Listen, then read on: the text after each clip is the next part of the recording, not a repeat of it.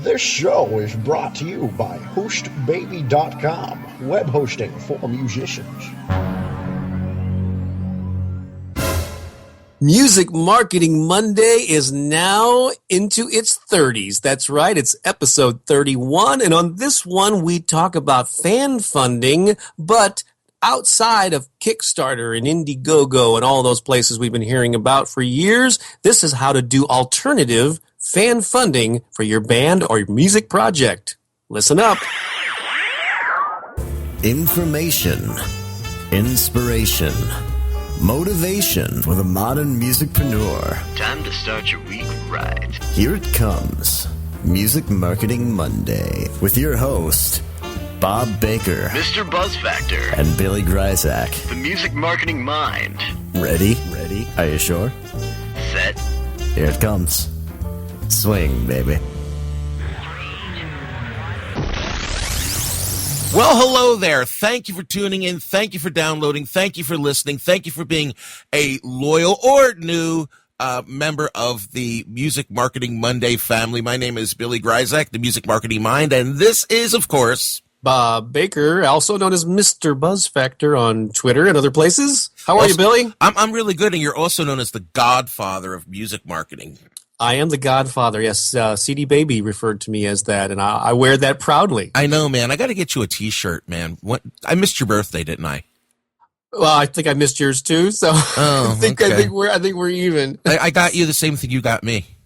That's right, a big fat hey, happy birthday from a long distance. With there you go, man.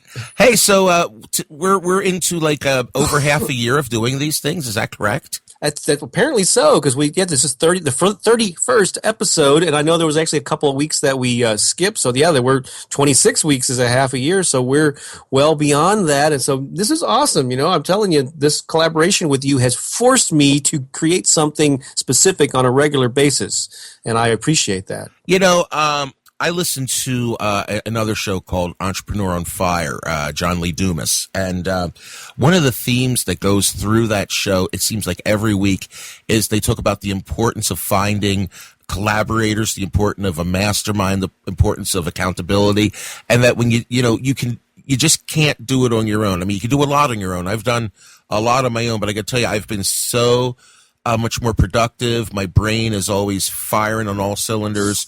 Ever since we hooked up, Bob, and I'm really excited that you've let me get in here and joining your reindeer games, man. Well, I am thrilled too, and I've mentioned this here and there over the years that I've fully embraced this whole concept of DIY. I do believe that success begins with yourself and from within, and then it radiates outward.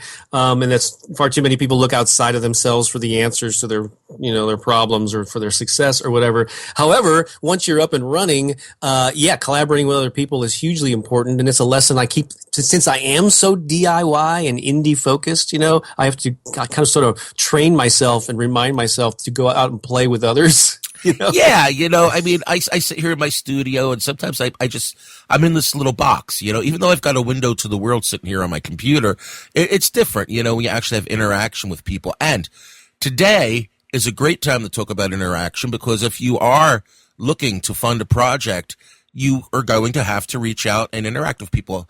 Just like I said, you can't do it alone. So today we're going to talk about funding without using the conventional or the traditional formats people are used to hearing about, which is like Kickstarter, IndieGogo. There's Rocket something. Is that Rocket Hub? I can't remember. Rocket Hub. Yeah, it's so funny that you're referring to Kickstarter and IndieGogo as conventional, traditional means of fan funding, even though they've only been around for a few years. But that is true. I mean, there's a big buzz about them, and it seems like everybody's jumping on that bandwagon. And because I did one of the common phrases I hear, I got to start a Kickstarter campaign. Man, you should do a Kickstarter campaign on that, and maybe you should. However, it's not the only fundraising game in town, correct? Right, exactly, and we'll get into all that. I actually started crowdfunding back. My first crowdfunding campaign, so to speak, was back in. Let me think about this. It'll be I'm thinking 89 or 90. Wow. Somewhere around 90, 91. Yeah, that's what it was. It was around 1990. was when I did my first crowdfunding campaign before anybody knew what crowdfunding was. And we can get into that story, but why don't you kick us off here, Bob? And by the way, I guess I should say that next week we are going to go down the traditional route. So if you are interested in one of the major platforms, whether it's IndieGogo or Rocket Hub, Kickstarter, Patreon, whatever, out there, we're going to talk about those in great detail. And I have a feeling that's probably going to end up being more than one episode. It very well may be, especially if you're already thinking that before we recorded it. I'm telling you. But anyway, why don't you kick us off, Bob? Yeah, so basically, it's like thinking outside of the box or avoiding the tunnel vision of, if I want to do a fan funding thing, I have to use Kickstarter. And again, maybe you do, or maybe you want to do that because a lot of people are familiar with it and a lot of funders maybe are comfortable with using that. But there are ways to do things outside of Kickstarter.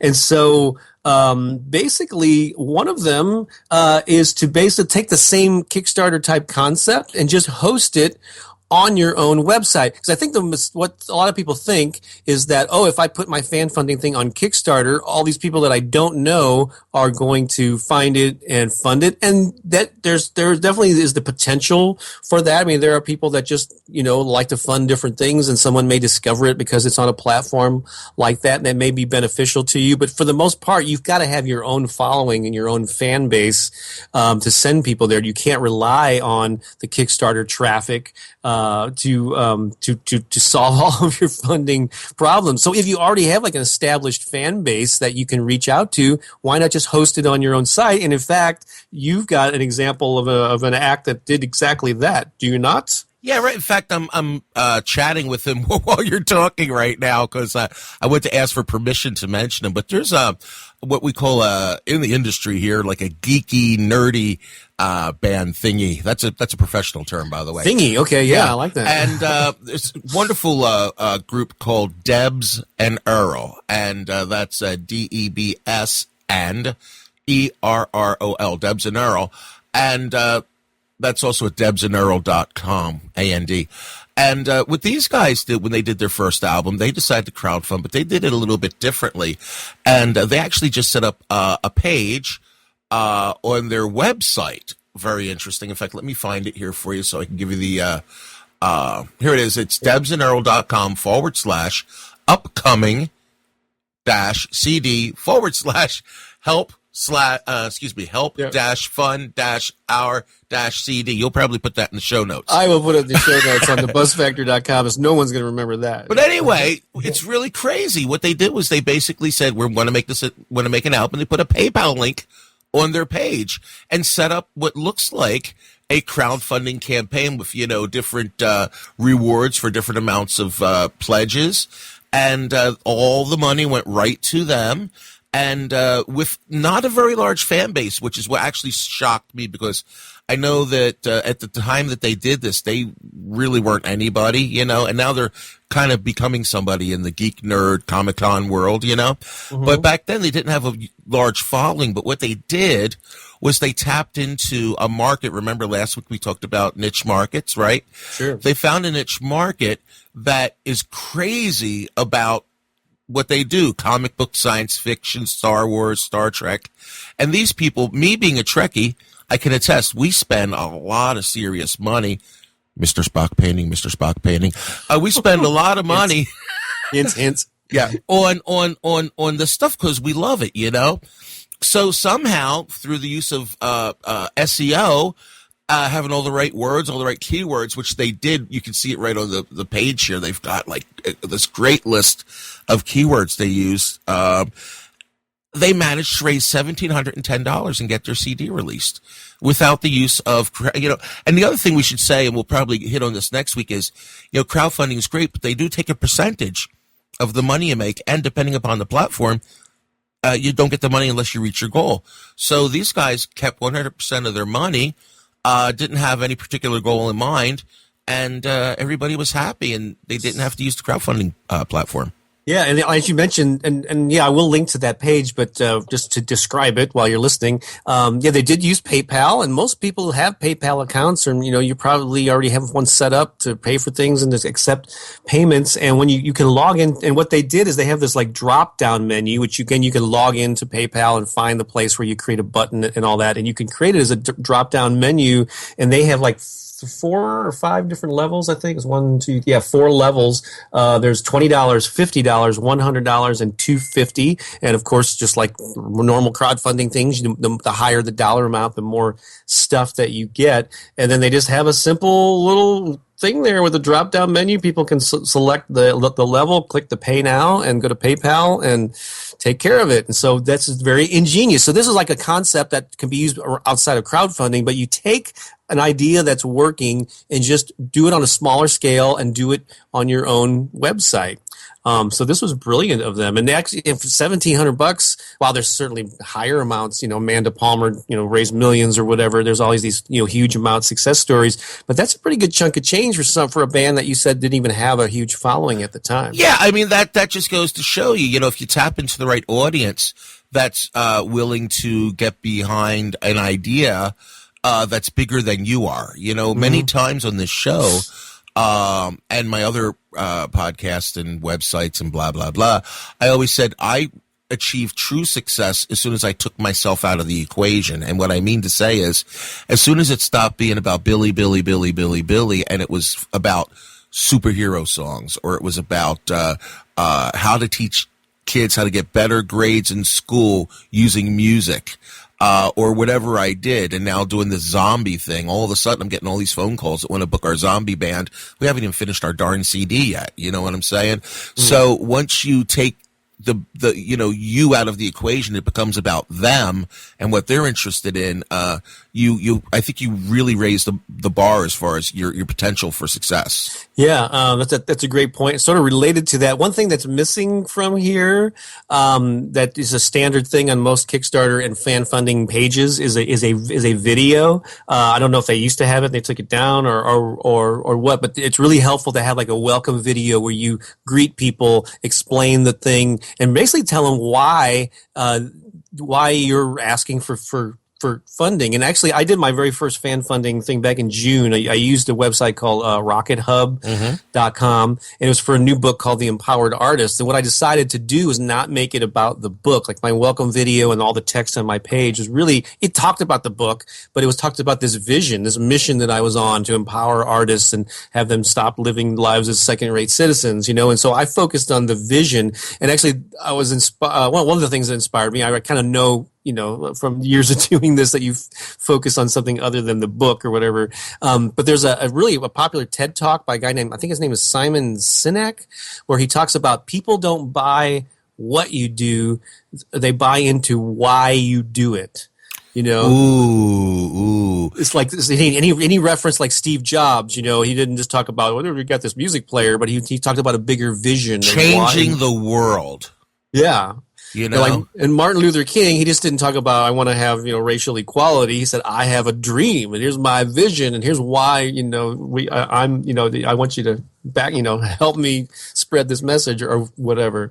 Now, before we go on, you just brought up something really important. That this is one of my, what do you call it when you have like this thing that your mission, this thing that you're trying to get people. Yeah. I don't know what the word is I'm looking for. A purpose, a vision. Thank you. Mission. Yeah. One of the biggest purposes I have in the world, when people ask me to guest blog or speak or whatever, they say, I want you to talk about, making a CD, or for instance. And the first thing I always say, no matter what it is you're going to do, I always ask, why are you doing this?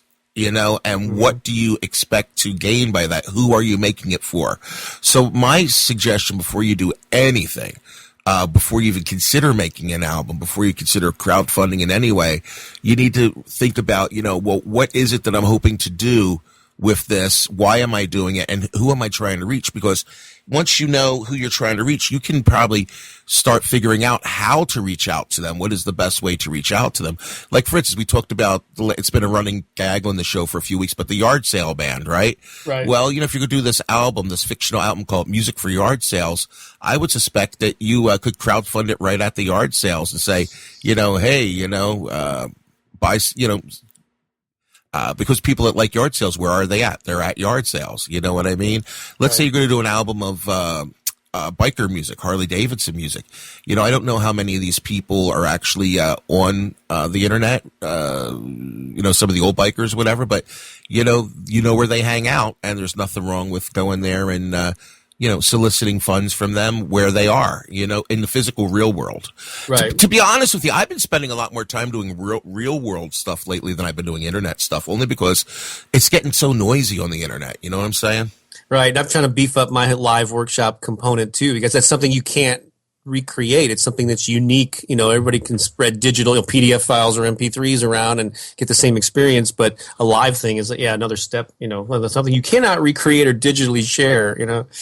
So this is cool. So yeah, big kudos to Debs and Errol for doing that. Speaking of the live world, actually, what about the old-fashioned live fundraiser? So whether you're trying to raise money for an album or a new PA system or whatever, have an event and you specifically theme it as a fundraiser for your band. And so have you done those types of things or? I haven't done that exactly, but I did something kind of crazy as an experiment on Twitter once. Check this out. I needed a bass amp. And I don't know if you know about this story or not, but I needed a bass amp, and I was kind of in a position where I didn't have cash flow. So I basically put it up on Twitter. I said, I need a bass amp. Here's my PayPal number. Anybody out there, can you feel the pain of not having a piece of equipment? Help me. That kind of stuff. Just as an experiment. And darn if I didn't get enough money to buy my bass amp. It was a social experiment, and it worked really well. Wow, that is awesome. Yeah. And so did you say you used a PayPal donate link? Is that what Yeah, basically I set up a page. No, I didn't even set up a page. I just had a PayPal link that I got from PayPal that I just embedded in the tweets. And people just went there, gave me $5, $10, and granted it wasn't a very expensive amp. It was only, a few $100s, but still, I always say, if you don't ask, you're not going to get anything. And if you do ask, what's the worst thing that's going to happen? Somebody might say no. And believe it or not, the word no is not going to kill you. Right.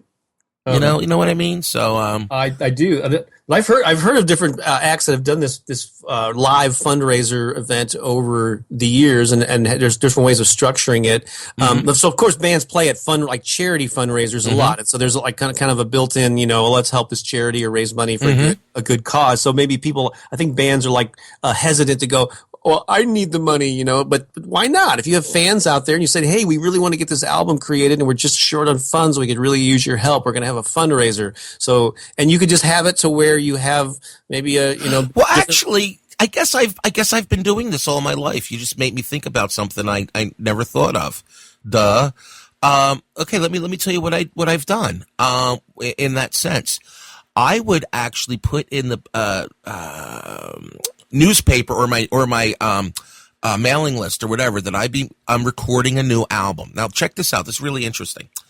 And then it would say, because I work with kids, and I say, if you would like your kids to appear on this album, we're going to have an open recording session, and I would do it in a public place, like a library or a learning shop or something. And then we'd have this day-long event where people could come in and bring their kids in all day long, literally, and I would have them sing little parts of the song or say words or whatever. And then when I was handing them the release form for that, I would also hand them a form to pre-order as many copies of the CD as they wanted. And that was a great way that I used to make a lot of money to get my CDs pressed, was just by inviting talent in, and then the parents would always want everything that their kids do. So they come in, they'd order, 2, 5, 10 CDs that their kids on, so they could send them to members of the family. That is awesome. Totally forgot about that. I was shocked when you came up, because every idea that comes up, you've done something about it. So I figured there was a little mental lapse there. Yeah. Well, my very first crowdfunding campaign, which goes way back to 1990, 91, was when this I've told the story, I think, on the show, but it bears repeating here, is this lady came up to me and said, you guys are awesome. I want to buy your CD. I said, I don't have a CD. She handed me $20 and her mailing address and said, you're going to make a CD. Send me one when you do. Oh, cool. And right after that happened, I got up on stage the next set, and I said, hey, everybody, how y'all doing tonight? Don't forget, man, we're recording a CD, and if anybody wants a numbered, signed, limited edition, just come on up here with $20 and your name and address. And 30 days later, I had like $2,000 or $3,000. Wow, that's awesome. Yeah, and that was my first attempt. And then I wasn't going to do it again because I made so much money on the first CD that I could afford to press it. But then people start contacting me saying, when's your next CD? I want the same number. I want to start a collection of all the CDs that my, and I put everybody's name in the liner notes. And so for $20, they got a CD that was hand numbered, hand signed by the band, and they had their name in the credits as co-producers. That's very cool. Yeah, it was awesome. Now, here's an idea. Why not combine the tiered funding reward idea from the online Kickstarter type of thing with a live event where you have like maybe 3 different levels when the people come, say they pay $10 and they just are supporting you, with a small admission fee. Maybe for 20 or 25, they are actually pre-ordering the CD and you send them a copy or two when it's available. And then maybe for $50, those people that have the disposable income or more, you offer something else. So there's some logistics involved in having to have somebody there keeping track of everything and who's doing, who's got what level. But why not? That's a great idea. Now my gears are turning. Something I've not done, but I might try this based on our conversation. There's websites like concertwindow.com, and of course there's Ustream and a bunch of other stuff. Stage It. But I know Concert Window set up so that people buy tickets and they can tip the band. So why not have concerts, maybe like a concert series for 30 days and call it a crowdfunding concert? Series, yeah. Because the word crowdfunding is buzzable and searchable. And there are people that just get off on being like, little mini philanthropists, you know what I'm saying? Right. So by setting up a page and really SEOing it out with, all the buzzwords of crowdfunding and Kickstarter and all that stuff, and just have live concerts. There you go. For your minimum, check it out. You get to charge admission on Concert Window. So let's say for $5, that's your minimum investment. You get to see the live concert. But during the show, you can pledge 20, 50, 100,000 to get the extra specials that you're going to tell them about during the concert. What do you think of that? I love it. Now our wheels are turning. Man. I think I'm going to do that one. I'm going to do that one. I'm going to try that. Cool. And maybe hopefully one of our listeners will and will let us know the results. Let's have a contest. Let's see who can raise the most money. Who's with me? I love it. Here's another brainstorm idea I want to share with you that's also related to a live event. So this is the reason I'm thinking about this is because I know you know this, but the listeners might know. My girlfriend Pookie and I, for 6 years now, have been running a choir called the Gateway to Agape Choir here in St. Louis. And a couple of years ago, we actually turned it into an official 501c3. So it's an official non-for-profit. Donations are tax deductible and all this good stuff. So we are actually planning in the middle of November to have a fundraiser, and we decided to do a music trivia night because these trivia nights are really successful, and so we're having a guy come in who's actually going to host it, and we're going to try to customize some of the questions or whatever. But so it's all music. There'll be some, there'll be sound clips and what I think people who've been to trivia nights know how those things work. But it just occurred to me, what if you made your fundraiser, your live fundraising event, a music trivia night, but your band was there, or you yourself with your acoustic guitar, and on some of the rounds you would play a lot of times in these music trivia nights they'll play a popular song up until a certain point, and then they stop it, and then you got to fill in what the next line is or something along those lines. Or you play the first few seconds of a song, and people have to guess, what it is. Why not do a live version of that instead of using pre-recorded music and make that your fundraiser? I don't know. What do you think? That's a great idea. In fact, expanding on that, check this out.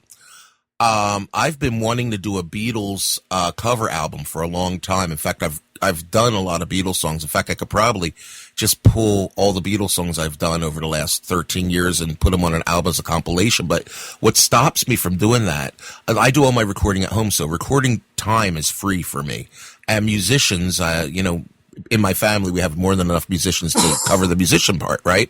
But what stops me from doing it is the royalties, because it's going to cost me about somewhere between $1,000 and $2,000 just to pay the licensing to do an album's worth of Beatles songs, right? So now you just gave me this great idea. What I might do is host a series of Beatle fun nights at different venues where we do there's some record stores here that I go that have stages, for instance. and they're always looking for ways to bring people in. So I was thinking maybe we'll have Beatle Fun Night, and it'd be like listening to Beatle records, maybe get a speaker in that'll talk about the Beatles a little bit, live music where we play our Beatles songs, and Beatle trivia, and then have an admission, or maybe even do trivia, like have a 50-50 raffle. Hey, people love 50-50 raffles. Right. I mean, that's just brilliant right there. If you're not, first of all, what's to stop bands from going into any gig and doing 50-50 raffles? Is there a law against that? Yeah, I don't know the legalities, but why not? Here's a great example of borrowing, marketing technique from a non-music thing, like like trivia nights. Yeah, they have the 50-50 raffles. They have those heads or tails things. There's a couple other games that they play. They have auction. They auction off stuff. Yeah, and silent auctions too. Why not that? Again, remember, guys. As much as you want it to be about you, you want to be a rock star. I get it. I've wanted to be a rock star since I was like 5 years old, And when I let go of the rock star part of me, making sure that my name was first and foremost, was when I was really successful, which is why the Beatles have a lot more fans than I do. So doing a Beatles event that I'm part of is going to help me to further my career.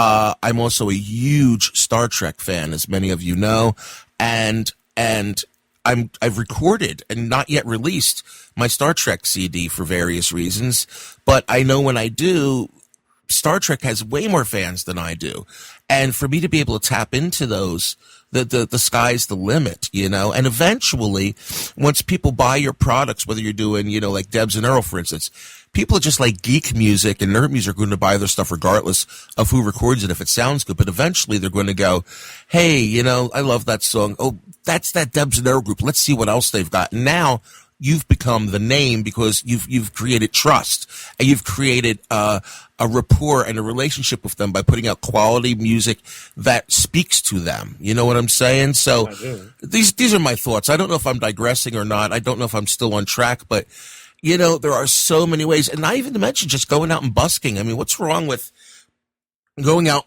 and opening up your guitar case and instead of putting starving musician, literally just put a thing, live street crowdfunding. I mean, you'll get a, hey, here you go. I'm always throwing ideas out there. I know somebody's going to grab some of them like the Art Sale Band, but why don't we start a whole new genre and call it street funding? Okay, yeah. I'm going to say street starter or something. Street starter, street funding. Street I like funding. that. Yeah, Look, I'm one of the freaking hosts of this show, and I'm writing these down, but I've got like 5 or 6 ideas. These guys are good. Yeah. I love listening to this show. This is like my favorite show in the world. Because we never know what's going to come out of the host's mouth. Oh gosh. So one more thing here, and then I think we should wrap it up. Looking at the time, but so how about pre-selling your upcoming album directly to your fans? And that's another thing. Pookie and I are working on an album of original songs, and we actually already started selling. Some people have already paid us. They really wanted to help us, and looking forward to it. We're in the final stages of recording, so we're they're taking orders and money now for that. And so there's you can all sorts of ways to do that, but you could do it on your website, send it out to your email list, at your shows. You got to really keep track of it. You have to know that you're pretty close. You got to know that things going to come out. Logistically, you got to send the stuff to people or get it to them in some way. But and I've done actually. I guess was my early form of fan funding was I think starting. I can't remember which book I started this with, but I think it might have been like 2005. With the one of the guerrilla music marketing books, I pre-sold it, and people that ordered early also got their name in the book. They paid a little bit of a premium, probably more than they would have just to purchase the book by itself, because they got their name in it. It was acknowledged as a supporter. But I've done that with just about every book that I've put out since then, and that's pretty effective. And you can do it with music too. Absolutely. And of course, there's lots of other ways you can raise money for your projects. You could do custom songs for people, birthday video greetings. If you have the guts to do it, go out and do some singing telegrams. I mean, the sky is the limit. So you have a talent that you can use. But the main thing is what groups. Now, I want everybody to think about this. We haven't done homework in a long time, but here's some homework for you is what groups are predisposed to donate? Now, for instance, if you are a church-going person, you're doing great because people that go to churches are used to tithing and doing the what's that called, the contributions. They're used to giving money to charity and to the church. That's what they do. Also, groups that are like fundraisers, due to the nature of it, we talked about hooking up with some type of organization, and you could do like a 50-50 with them. You could partner up with autism or cancer group or something and, say, 50% or a portion, which could just be 10%, 5% of all the profits you use to help create our autism awareness CD, is going to go to help fight this or whatever. So, think about what groups are there out there that are used to donating money, and target that group, because it's a lot easier to get somebody to do something that they're used to doing than somebody that's never done it before. Look at it this way. If you wanted to get somebody to swim to that island over there, are you going to ask swimmers or are you going to ask people that have never swam before? Who's more likely to go swim to that island?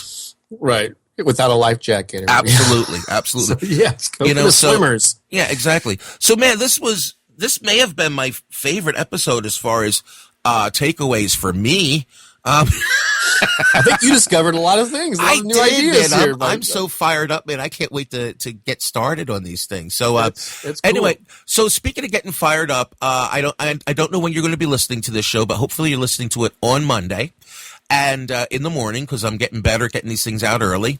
And at 3 o'clock Eastern Standard Time today, we're going to continue the conversation about non-traditional crowdfunding on Twitter. And how we do this is we ask everybody to go on Twitter and use a hashtag that's $MMM-chat. Or you can use tweetchat.com and type in the hashtag, and it'll set up a little chat room for you, which is really nice. The only downside to using tweet chat is you can't send pictures, but you can join the conversation, and then that way you can chat in real time with all the other people that want to talk about this topic. And then, as if that wasn't enough, we have more added value free of charge from Music Marketing Monday. We continue that conversation all week long on a Facebook group called, guess what, MMM Chat. So here we are, man, just throwing all this stuff out there for you. There's no reason for you not to use it. Absolutely free. You get to network with people, get to meet people, get ideas. I'm really excited about all the stuff we have going on, Bob. Yeah, that's cool. And that happens every Monday at 3 p.m. Eastern. So whenever you listen to this, the next Monday time it rolls around, log into Twitter. I've been using Tweet Chat, and it's really a great way to manage the it only shows you that stuff that's involved in that hashtag. Because when you do it manually on Twitter, it can be a little bit more challenging. But, yeah, and also it's way slower too. I usually find myself about 10 or 20 tweets behind when I use Twitter. So anyway, now something that does not happen every week, and I just want to take a minute. I hope you guys are up to date and you're listening to this before October 4th. But we have a one-time event going on. Well, not we, you have a one-time event going on, and I really would like you to take an opportunity to share this with our listeners, because I know even though this is in St. Louis, you've got people from Chicago, you've got people from Wisconsin, from all over are coming to this event, and I want to make sure everybody has plenty of time to get a ticket, book their flight, gas up their cars, get a bus, train, truck, trolley, whatever it is they do to do what, Bob? What do you got going on? Yeah, so I would love it if people can make it in. It's a 3-hour workshop. It's taking place on Saturday, October 4th. And it's from 10 a.m. to 1 p.m. It's called 7 Steps to Building a Thriving Career in the Arts, the Creative Entrepreneur Workshop. And it's kind of a first time I'm doing this specific workshop. It's for creative people of all kinds. So I'm hoping to see musicians, visual artists, photographers, writers, anyone with the creative field or creative idea. And it's it's not just about, we'll cover marketing for sure, but it's a big picture view about how to take this talent that you have, these gifts, and how to structure it in a way, and then get out of your own way, so that you can actually build some sort of a business with it, and maybe make money with it, or at least make a difference, or both, ideally. And so, yeah, I'm really looking forward forward to that. And you're planning on coming with your son, I believe. So yeah. Me and my drumming son are planning on making it as long as everything is well. That is the plan. And since our audience is primarily musicians, I'm sure you have friends that are into photography, or they paint, or they write, poets, authors, whatever. Please bring them, or maybe your significant other does that type of stuff. What a great time to get a getaway. And don't forget to go up in the arch. I did that once, Bob, once. Oh, yeah. Yeah, I gotta tell you, man, I am petrified of heights. I mean, I can't stand on a chair, right? Right. But one time, we went through St. Louis, this is back in '84, and me and my drummer at the time had just gotten fired from a band, and we were driving back home to New Jersey from somewhere in Missouri, and we decided to go to the arch and go up in it. He's petrified of heights too, but I got to tell you, I will never do it again. But it was awesome. Right, it's an awesome view from up there. I haven't been up there in years, but for information about this workshop, before we get off the beaten path, go to thebuzzfactor.com. That's thebuzzfactor.com, and in just about the right-hand column of every page, up through October 4th, you'll see the little image there about the 7 steps to building a thriving career in the arts. Click that, and it'll take you to the page where you can learn more about it, and you can register, and got a video there and all kinds of good stuff. So yeah, and also just if I could also throw this in, I also have a resource called 16 Cash Flow Strategies for Musicians and Bands. If you want to get more, something I created about a year ago that's really high-powered stuff. It's an audio program with worksheets and, just 19 different out-of-the-box, short-term ways that musicians can creatively raise more money. And so that's also at thebuzzfactor.com. Beautiful. And one last thing, for those of you that are not aware, I do have a private, extremely intense and personal Facebook group right now. It's a mastermind support group called the Music Career ICU.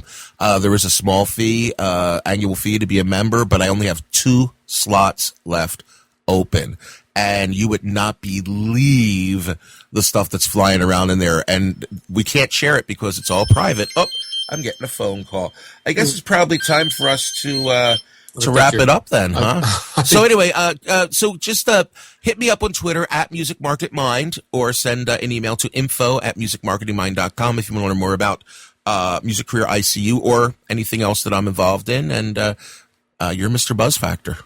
I am Mr. Buzz Factor. So yeah, this was a good one. It's a long one. So thanks for hanging in there with us. If you're still listening, we appreciate it. We'll be back next week with another episode on the traditional Kickstarter, and then we'll hope to see you on the MMM chat on Monday at 3 p.m. Eastern. See y'all later. All right. So long for now. Bye. Bye.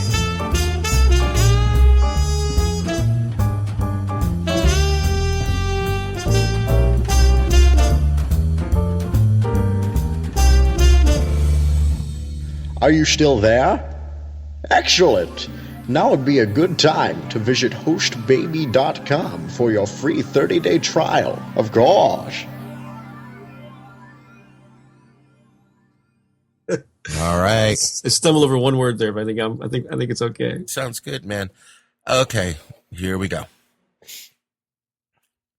So we're in our 30s now. Does that mean we've been doing this for 30 weeks then? That's a long time. That's like half a year, man. Anyway, I'm Billy Gryzak, the Music Marketing Mind, and this is Bob Baker, Mr. Buzz Factor. How are you, Billy?